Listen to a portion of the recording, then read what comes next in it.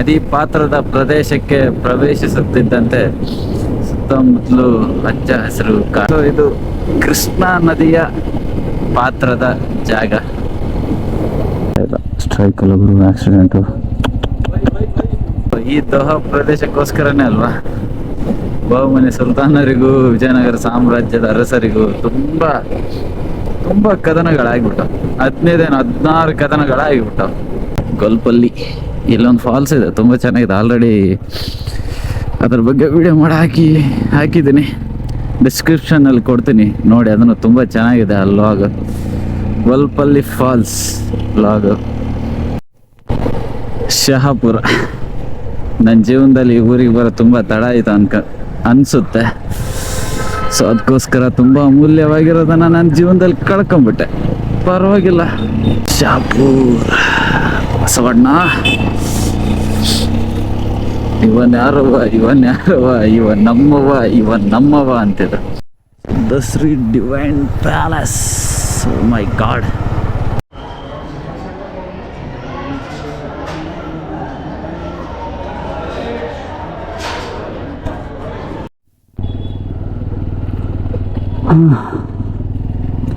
ಏನು ಮಾಡ್ತೀರಾ, ಟೈಮ್ ಸರಿ ಇಲ್ಲ, ಬಂದ ಕೆಲಸ ಆಗಲಿಲ್ಲ, ಸಿಕ್ಕಾಪಟ್ಟೆ ಈಗ ಹೊರಟಾಯ್ತು. It's okay. ಕೆಲವೊಂದು ಸಾರಿ ಎಲ್ಲ ಕೆಲಸನೂ ಆಗ್ಬೇಕನ್ನೋದು ಏನಿಲ್ವಲ್ಲ, ಆಗಾಗ ಈ ತರಹದ ನಿರಾಸೆಗಳಾಗ್ತಾವೆ. It's okay. ನಮ್ಮ ಶರಣಪ್ಪನ ದರ್ಶನ ಮಾಡ್ಕೊಂಡು ಸೀದಾ ಊರ ಕಡೆ ಹೋಗ್ಬಿಡೋಣ.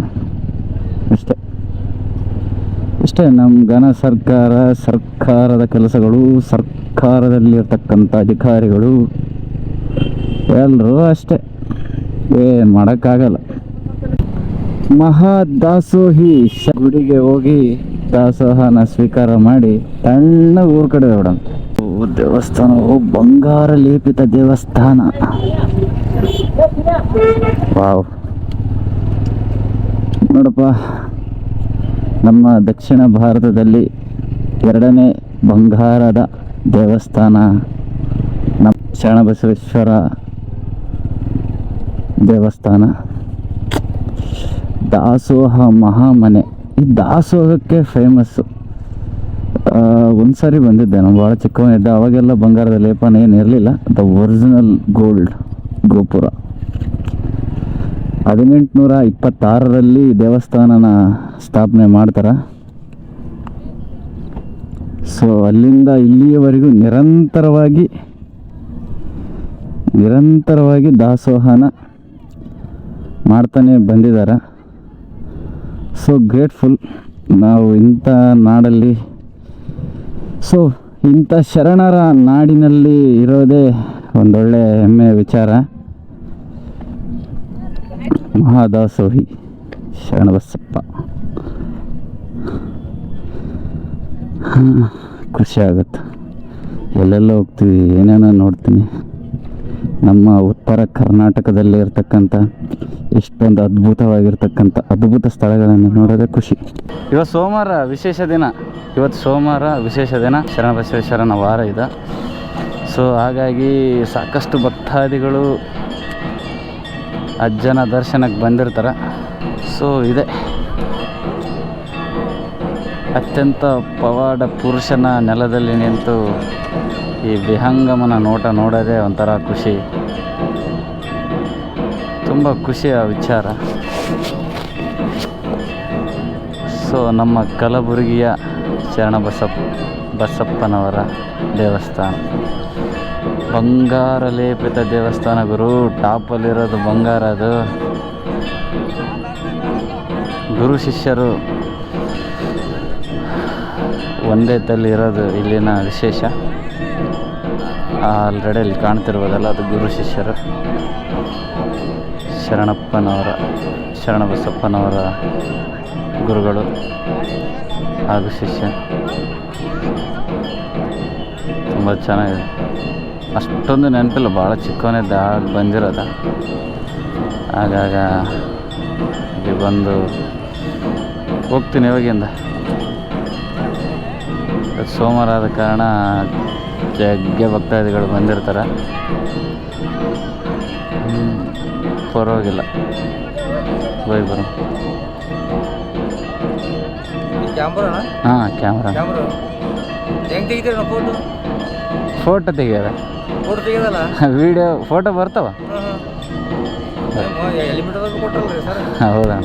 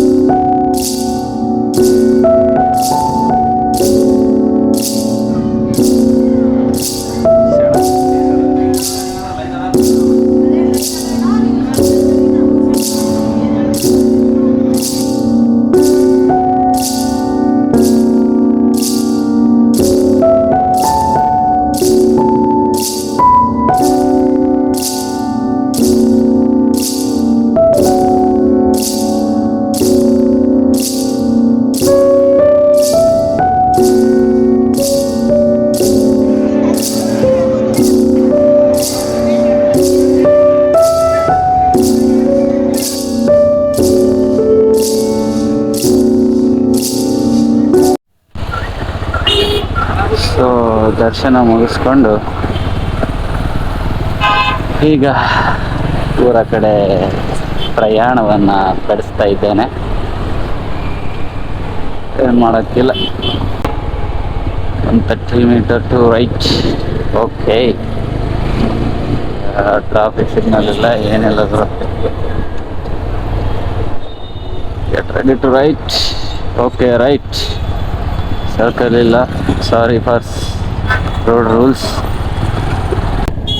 ಬಂದ ದಾರಿಗೆ ಸುಂಕ ಇಲ್ಲ. ಶರಣಬಸವೇಶ್ವರ ಕೆರೆ ಟಿಕೆಟ್ ತೆಗೆಸ್ಕೊಂಡು ಕೆರೆಗೆ ಹೋಗ್ಬೇಕು. ಸುತ್ತಾಡೋಷ್ಟು ಟೈಮ್ ಇಲ್ಲ. ಆಯಿತು, ಹೋಗ್ಬೇಕಾದ ಸ್ಥಳಕ್ಕೆ ಹೋದರೆ ಆಯಿತು. Doesn't matter. ಸ್ವಾಮಿ ವಿವೇಕಾನಂದನವರ ಮೇಲ ಸೇತುವೆ. ಟ್ರಾಫಿಕ್ ಇದೆ, ಗೊತ್ತಾಗ್ತಾ ಇಲ್ಲ. ಸಿಕ್ಕಾಪಟ್ಟೆ ಲಾರಿ ನಿಂತಾವ. ಒಂದ್ಗಡೆ ಚೆಕಿಂಗ್ ನಡೀತಾ ಇದೆನಾ ಏನೋ ಹೇಳಿ. ಹೌದು, ಏನೋ ಬಂಡಿ ಅಡ್ಡ ಹಾಕ್ಯಾರಲ್ಲಪ್ಪ. ಸ್ಟ್ರೈಕಾ ಏನು? ಸ್ಟ್ರೈಕಾ ಗೊತ್ತಾಗ್ತಾ ಇಲ್ಲ. ಸ್ಟ್ರೈಕ್ ಅಲ್ಲ ಗುರು, ಆಕ್ಸಿಡೆಂಟು.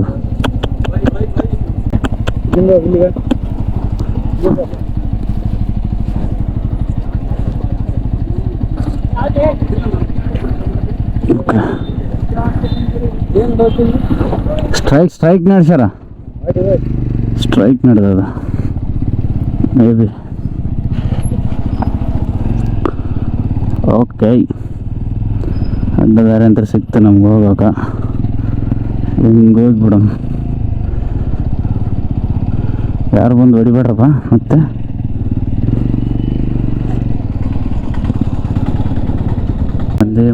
ಮಂದಿ ಡಿಸೆಂಬರ್ 2023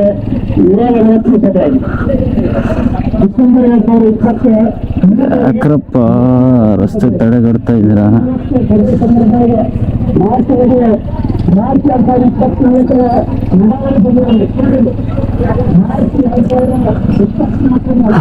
ರೈತರ ಸ್ಟ್ರೈಕ್. ಅದಕ್ಕೆ ಸಾಕಷ್ಟು ಗಾಡಿಗಳನ್ನು ಅಲ್ಲಿ ತಡೆ ಹಿಡಿತಾ ಇದ್ರು ಅಂತ ಅನಿಸುತ್ತೆ ನನಗನ್ಸಿದ ಮಟ್ಟಿಗೆ. ಆಮೇಲೆ ಟ್ರಾಫಿಕ್ ಆಗ್ಬಾರ್ದಲ್ಲ, ಒಳ್ಳೆ ಕೆಲಸ. ಏನಪ್ಪ ಅಂದರೆ ಹತ್ತಿ ಬೆಂಬಲ ಬೆಲೆ ಕೋರಿ ಸ್ಟ್ರೈಕ್ ಅಂತ ಅನಿಸ್ತಾ ಇದೆ ನನಗೆ ಯಾಕೋ. ಮೇ ಬಿ, ಇಲ್ಲಾಂದರೆ ಯಾವ ಕಾರಣಕ್ಕೂ. ಮತ್ತೆ ಮುಂದ್ಗಡೆ ಇದೆನಾ ಏನು?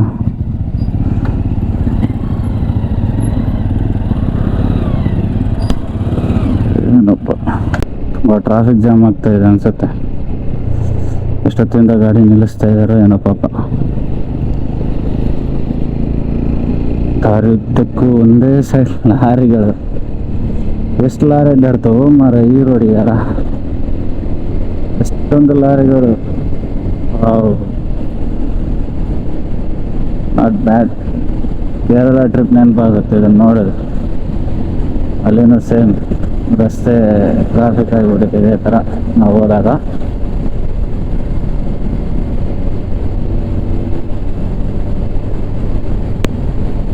ಸೊ ಇಲ್ಲಿಗೆ ರೈತರ ಚಳವಳಿ ಮುಕ್ತಾಯ ಆಯಿತು.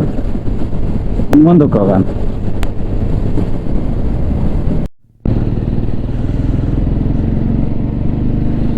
ಸಗರನಾಡು ಶರಣರ ಬೀಡು ಶಹಾಪುರಕ್ಕೆ ಸ್ವಾಗತ. ಸಗರನಾಡು ಅಂದರೆ ಏನು ಗೊತ್ತಾಗ್ತಾ ಇಲ್ಲ ನನಗೆ. ಯಾರಾದರೂ ಗೊತ್ತಿದ್ರೆ ಕಾಮೆಂಟ್ ಮಾಡಿ, ಯಾಕೆ ಶಹಾಪುರಕ್ಕೆ ಸಗರನಾಡು ಅಂತ ಕರೀತಾರೆ ಅಂತ. ಬಟ್ ಬೋರ್ಡ್ ತಪ್ಪಾಗಿತ್ತಾ ನಾನು ಓದಿದ್ದು ತಪ್ಪಾಗಿತ್ತಾ ತಿಳಿತಾ ಇಲ್ಲ. ಅಲ್ಲಿ ಬೋರ್ಡ್ ಆ ಥರ ಇತ್ತು, ವೆಲ್ಕಮ್ ಬೋರ್ಡು. ಸೊ ಅದಕ್ಕೆ ನಿಮ್ಮನ್ನು ಕೇಳ್ತಾ ಇದ್ದೀನಿ. ನಾವು ಸಿಗೋಣ ಮುಂದಿನ ವಿಡಿಯೋದಲ್ಲಿ. ಜೈ ಕರ್ನಾಟಕ ಮಾತೆ ಶರಣು ಶರಣಾರ್ಥಿ.